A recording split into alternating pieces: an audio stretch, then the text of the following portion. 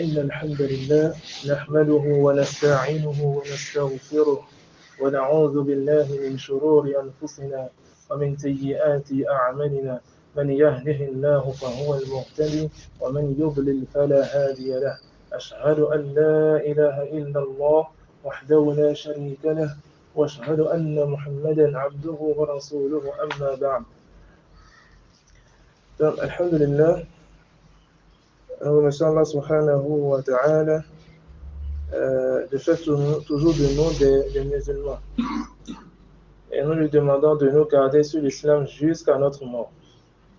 Et donc, Inch'Allah, comme on l'avait dit hier, nous allons commencer aujourd'hui avec un autre point. Bon, pas un autre point, mais plutôt nous allons passer à l'explication d'un autre livre. Parce que comme vous le savez, ce qu'on faisait, c'était l'explication d'un livre. Nous avons expliqué 10 comportements que le musulman doit connaître et mettre en application. Et comme je l'ai dit hier, ces 10 comportements que nous avons vus là, c'est des comportements entre le serviteur et ses semblables. C'est-à-dire entre des frères, des sœurs et moi par exemple. Le comportement que je dois avoir envers les gens. Ou bien le comportement que je dois avoir envers moi-même. Et nous avons dit que cela ne suffit pas. Cela ne suffit pas que quelqu'un ait un bon comportement envers les gens. Cela ne suffit pas que quelqu'un ait un bon comportement envers lui-même. Mais ce qui va te faire rentrer au paradis d'abord, c'est quoi? C'est le comportement que tu as envers Allah subhanahu wa ta'ala. Et la base, c'est quoi? C'est l'islam. C'est-à-dire, tu peux avoir tous les meilleurs comportements possibles. Si tu n'as pas l'islam, alors tu n'as rien. Et c'est pourquoi des fois, on voit certains non-musulmans qui sont tellement bons en comportement, au point où on dit, ah, vraiment lui là, si seulement il avait l'islam, c'est fini. Allah. Il y a beaucoup de personnes comme ça, on voit, ils sont tellement bien.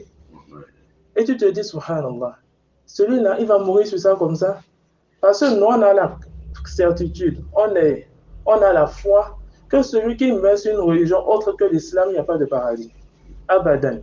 Puis même, un musulman qui croit que quelqu'un d'autre, quelqu'un qui meurt sur une religion autre que l'islam peut rentrer au paradis, ce n'est pas un musulman. Donc, ce livre que nous allons étudier ensemble, Inch'Allah, comment est-ce que l'auteur a écrit le livre? En fait, c'est des questions-réponses. C'est des questions-réponses. Donc, il nous pose une question et ensuite il donne la réponse. La première question qu'il pose ici, c'est la question de savoir quels sont les piliers de l'islam. Quels sont les piliers de l'islam? Parce que c'est ça même la base. Mais avant de répondre à cette question, moi j'aimerais poser d'abord une autre question. Qui est quoi?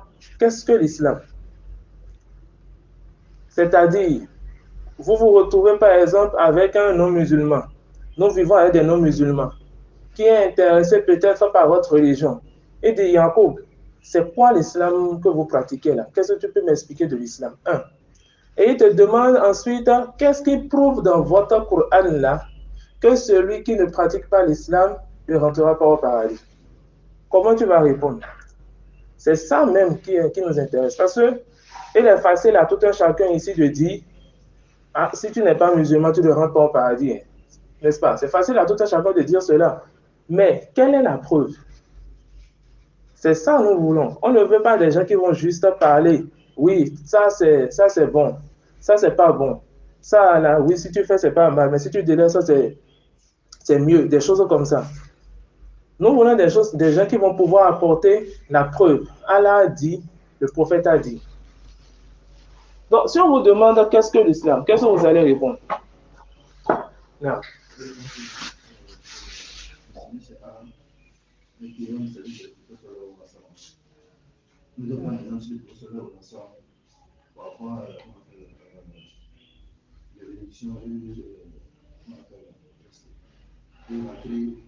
Au paradis. Oui, mais là, vous n'avez pas encore répondu à la question de savoir qu'est-ce que l'islam. Hein? C'est-à-dire, lorsqu'on demande l'islam. Adorer Allah et croire en son messager. Bon, c'est déjà une partie de la définition. On dirait que quelqu'un d'autre va ajouter quelque chose. Yacoub, je suis musulman, mais c'est quoi l'islam? Parce que quand on dit le musulman, c'est celui qui applique l'islam, n'est-ce pas? Vous voyez que là, il y a des problèmes. Si on nous demande c'est quoi notre religion, là, vous voyez que c'est difficile pour nous de répondre. Hein, déjà, c'est quoi l'islam? Ok, on laisse ça. On passe à la seconde question d'abord. Si quelqu'un vous demande quelle est la preuve que celui qui ne meurt pas sur l'islam ne rentrera pas au paradis, qui peut nous donner une preuve? Nous lisons tous le Coran ici. Hein? Non. C'est le moment de voir si vraiment le Coran que nous lisons là, on le comprend. Est-ce qu'on retire du Coran l'essentiel? Oui? Personne ne connaît les propos, non. Inna dina inda Allahi. Wallahi, ces deux versets, wallahi, en réalité, sont suffisants pour le musulman. C'est des versets de sourate. Qui peut nous dire les versets là? C'est les versets de quelle sourate? Les versets que papa a cités là. Inna dina inda Allahi al-Islam. Sourate Ali Imran. ومن يبتغي غير الإسلام دينا فلن يقبل منه وهو في الآخرة من الخاسرين. Allah dit dans le Coran, Sourate Ali Imran, si je ne me trompe pas, le verset 18, Allah dit Inna dina inda Allahi al-Islam. Certes, la religion acceptée auprès d'Allah, c'est l'islam. C'est clair, mais ce n'est pas clair. C'est très clair. Vous ne verrez pas ça ni dans la Torah, ni dans l'Évangile. C'est-à-dire, vous ne verrez pas un verset dans la Torah qui va vous dire que la seule religion acceptée auprès d'Allah, c'est le judaïsme. Ou bien dans l'Injil, c'est-à-dire l'Évangile, vous ne verrez pas qu'on va vous dire la seule religion acceptée auprès d'Allah, c'est le christianisme. Mais Allah dit clairement dans le Coran, Inna dina inda Allahi al-Islam. La seule religion acceptée auprès d'Allah, c'est l'islam. Allah continue dans un autre verset, toujours de la même sorte, il dit وَمَنْ يَبْتَغِ غَيْرَ الْإِسْلَامَ دِينًا فَلَنْ يُقْبَلَ مِنْهُ وَهُوَ فِي الْآخِرَةِ مِنَ الْخَاسِرِينَ. Allah dit, et quiconque viendra avec une religion autre que l'islam, alors cela ne sera pas accepté de lui. Et il sera dans l'au-delà parmi les perdants. Les perdants, c'est qui? C'est ceux-là qui seront en enfer pour l'éternité. Qu'Allah nous en préserve. Vous voyez bien ces deux versets, je pense que c'est assez clair. Si quelqu'un vous demande, vous lui dites clairement, Allah dit, soit Al-Imran, c'est la sourate numéro 3 du Coran, verset 18, il dit telle chose. Toujours dans la même sourate, au verset 85, si je ne me trompe pas, il dit telle chose. Et Allah dit également dans une autre sourate, dans un autre verset, toujours de la même sourate, il dit, Ya ayyuhalladhina amanu ittaqullaha, ittaqullaha haqqa tuqatih. وَلَا تَمُوتُنَّ إِلَّا وَأَنْتُمْ مُسْلِمُونَ. Le verset est clair. Hein? Allah dit, oh vous qui avez cru, craignez Allah et ne mourrez qu'en étant musulman. Ça veut dire quoi? Si jamais tu meurs sur une autre religion, alors tu ne vas pas réussir.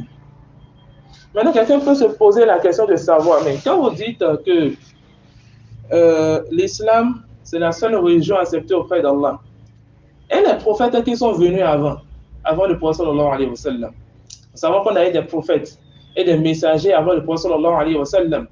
Et ceux-là, ainsi que leur communauté, qu'en est-il? Est-ce que ça veut dire que tous ceux-là vont entrer en enfer? Nous ne dirons jamais.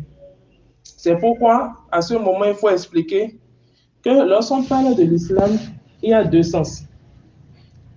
Il y a le sens qui est général et il y a le sens qui est restreint à la communauté du prophète sallallahu alayhi wa sallam. Qu'est-ce que ça veut dire? Lorsqu'on dit musulman, lorsqu'on dit islam, c'est toute personne qui se soumet à Allah subhanahu wa ta'ala. Donc qui adore Allah seul sans rien lui associer. Et ça, c'est ce que tous les prophètes ont toujours fait. Et le prophète sallallahu alayhi wa sallam nous dit dans un hadith que les prophètes, ils sont comme les enfants d'un même père, mais de mères différentes. Qu'est-ce que ça veut dire? tous les prophètes sont venus pour appeler à la même chose, qui est adorer Allah et ne lui associer rien.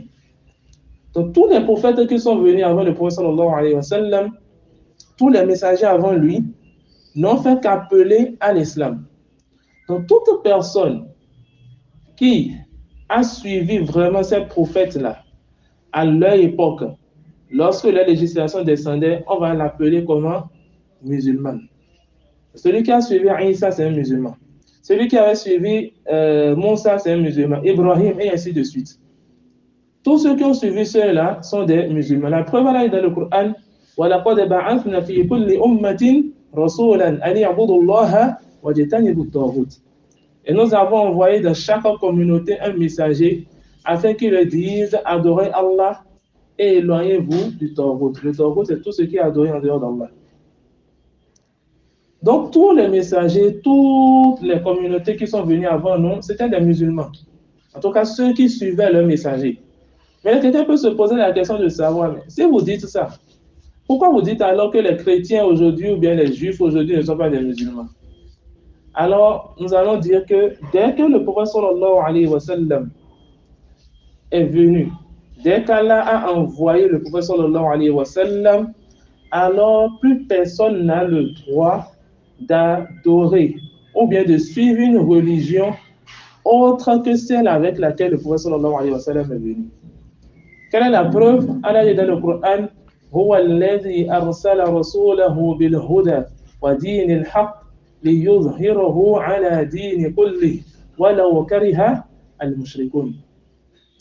Ce verset est également clair. Allah dit, c'est lui qui a envoyé son messager avec la guidée et la religion de vérité, c'est-à-dire l'islam. ليظهره على دين كله, afin qu'il prenne le dessus sur toutes les religions. Afin qu'il prenne le dessus sur toutes les religions. Les savants disent ce verset-là montre quoi? Que dès que le prophète sallallahu alayhi wa sallam a été envoyé, alors il n'est plus permis à qui que ce soit de suivre un prophète parmi les prophètes qui sont venus avant lui. Celui qui suivait Isa, ou bien qui suivait Moussa, sur ce qu'ils étaient vraiment, pas ceux qui ont tourné leur religion et mélangé les choses. Celui qui suivait Isa, ou bien qui suivait Moussa, vraiment sur ce sur quoi ils étaient, alors dès que le prophète sallallahu alayhi wa sallam est venu, ils n'ont plus le droit de suivre cela. Le prophète sallallahu alayhi wa sallam nous dit dans un hadith que si même Moussa était là à son époque, il n'aurait pas le choix que de le suivre. Parce que Allah l'a mis au-dessus de tous les messagers. Allah a mis sa religion au-dessus de toutes les autres religions. Donc, il faut bien comprendre ce point-là. Donc, le musulman doit être fier de faire partie de la communauté du meilleur des messagers et du dernier. Étant donné que c'est le dernier, ça veut dire que plus aucune religion ne viendra après lui. Alors que lorsque vous prenez les autres religions, les autres prophètes, Allah les a annoncé, et ils annonçaient même déjà à leur peuple qu'il y a un prophète qui viendra, un dernier prophète qui viendra. Allah a informé de la venue du prophète sallallahu alayhi wa sallam dans l'Injil, c'est-à-dire la Bible, dans la Torah, à Tawrat également. La preuve dans l'Injil, Allah dit dans le Coran à propos de Isa, وَإِذْ قَالَ عِيسَى بْنُ مَرْيَمَ لِقَوْمِهِ إِنِّي رَسُولُ اللَّهِ إِلَيْكُمْ مُصَدِّقًا لِمَا بَيْنَ يَدَيْهِ مِمَّن بَيْنَ يَدَيَّ مِنَ التَّوْرَاةِ وَيُبَشِّرُ أَوْ مُبَشِّرٌ بِرَسُولٍ يَأْتِي مِنْ بَعْدِي اسْمُهُ أحمد. Allah dit à propos de Isa, et lorsque Isa dit à son peuple, je suis un messager d'Allah pour vous. Regardez bien. Isa dit à son peuple, je suis le messager d'Allah pour vous. Il n'a pas dit je suis Allah. Il n'a pas dit je suis le fils d'Allah. Il n'a pas dit je suis le troisième des trois. Il dit je suis le messager d'Allah pour vous. Je suis venu pour appuyer ou pour rendre véridique ce qui est venu avant moi dans la Torah. Vous savez que le prophète Moussa est venu avant le prophète Isa, n'est-ce pas? Donc, je suis venu pour vous dire que ce que Moussa vous avait dit là, vous a apporté comme message, c'est la vérité. ومبشرا برسول يأتي من بعدي اسمه أحمد. Et pour vous annoncer la bonne nouvelle d'un messager qui viendra après moi. C'est qui le messager qui est venu après le prophète, après le prophète Isa, le prophète Mohammed sallallahu alayhi wa sallam. Il dit, pour vous annoncer la bonne nouvelle d'un prophète qui vient après moi, son nom c'est quoi? Ahmed. Et parmi les noms du prophète sallallahu alayhi wa sallam, il y a quoi? Ahmed. Donc regardez clairement, Isa nous a annoncé la venue du prophète sallallahu alayhi wa sallam. Également, Allah dit toujours dans le Coran, si je ne me trompe pas, soit le Fath. Non. Allah dit ذلك مثلهم في التوراة ومثلهم في الإنجيل كزرع أخرج شطأه فآذره فاستغلظ فاستوى على سوقه يعجب الزراع ليغيظ بهم الكفار. Allah dit toujours à propos du prophète sallallahu alayhi wa sallam et de ses compagnons, voilà leur exemple dans At-Torah et dans l'Injil. Donc, juste pour nous faire comprendre que lorsqu'on parle de l'islam, parce que vous pouvez être face à des non-musulmans, ou bien même à des musulmans qui ne comprennent pas grand-chose, il faut pouvoir expliquer que, attention, lorsqu'on dit l'islam, tous les prophètes et les communautés qui sont venus avant notre communauté, c'était des musulmans. Autrement dit, Yawm al-Qiyamah, ils vont rentrer au paradis également. Mais ce que nous disons, c'est que dès que le prophète sallallahu alayhi wa sallam a été envoyé, il n'est plus permis à qui que ce soit de suivre la religion de ces derniers-là. Donc, plus personne ne va dire que je vais prendre la Bible et c'est ce qui est dans la Bible, moi je vais suivre. Déjà, la Bible a été déjà falsifiée. C'est-à-dire que je prends la Bible, je ne peux pas dire avec certitude que ça là, qui est dit ici, c'est la parole d'Allah. La Torah a également été falsifiée. Je ne peux pas dire que ce qui est dit là, c'est la parole d'Allah. Mais le Coran, je ne doute même pas un seul instant. Parce que le Coran, Allah nous dit que c'est lui-même là qui préserve le Coran. Si quelqu'un change quelque chose dans le Coran aujourd'hui, le lendemain déjà, vous allez voir que les gens vont déjà le récupérer. Pourquoi? Ce qui est dans le Coran, c'est écrit, non? Mais les gens ont déjà mémorisé, n'est-ce pas? Donc, c'est pour vous dire que notre Coran est préservé. C'est préservé du faux. La ya'tihi al-batilu min bayna yadayhi wala min khalfihi. Tanzilun min rabbil alamin, si je ne me trompe pas de verset. Allah nous dit que le faux ne lui vient pas, que ce soit du devant, de derrière, de la gauche, de la droite. Le faux n'atteint pas le Coran. Il est préservé. Donc, il faut bien expliquer cela lorsqu'on parle de l'islam. Donc, de façon générale, le musulman doit savoir que cette religion-là, je n'ai pas le choix. Et personne n'a le choix d'ailleurs. Je dois appliquer l'islam, je dois suivre l'islam et mourir sur l'islam. Et donc, comme je l'ai dit, il fallait qu'on comprenne déjà le sens du mot al-islam, de façon terre à terre.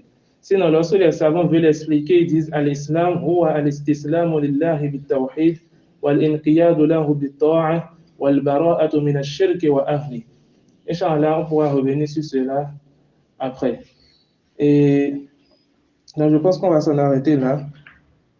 Et la fois prochaine, nous allons continuer avec la première question du livre qui est quels sont les piliers de l'islam? Et qui peut déjà nous dire, on a combien de piliers en islam? Lesquels? Là? Dans l'ordre. Dans l'ordre.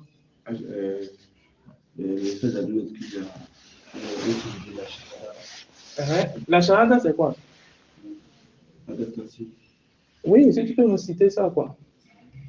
L'attestation. Oui. La prière. Non, voilà, l'attestation, et ça, demain, c'est quoi?